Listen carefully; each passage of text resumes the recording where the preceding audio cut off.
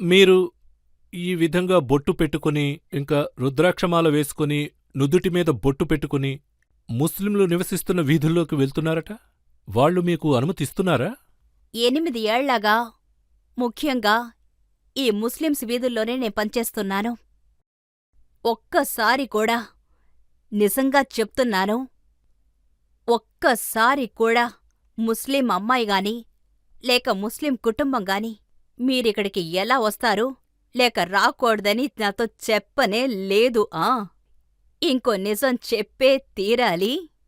మన ప్రియమైన అసర్జీ వాళ్ళ మనుషులొస్తారు, రేషన్ తీసుకొచ్చిన బ్యాగ్ని చెక్ చేస్తారు. ఎవరు వీళ్ళందరూ, ఎక్కడ్నించొస్తున్నారు, ఇక్కడేం చేస్తున్నారు, ఎందుకిలా చేస్తున్నారు? ఎప్పుడూ నా డ్రైవర్స్ భయపడతారు. ఎందుకంటే అప్పుడు నాతో పనిచేయడానికి 2 లేక 3 వస్తారు. నేను ఎప్పుడంతా ఆడవాళ్ళ దగ్గరికి వెళ్తున్నానో, వాళ్ళని చూడ్డానికి వెళ్ళేటప్పుడు, వాళ్ళతో మాట్లాడడానికి వెళ్ళేటప్పుడు నేను ఒట్టి చేతులతో వెళ్ళను, ఖచ్చితంగా రేషన్ తీసుకునే వెళతాను.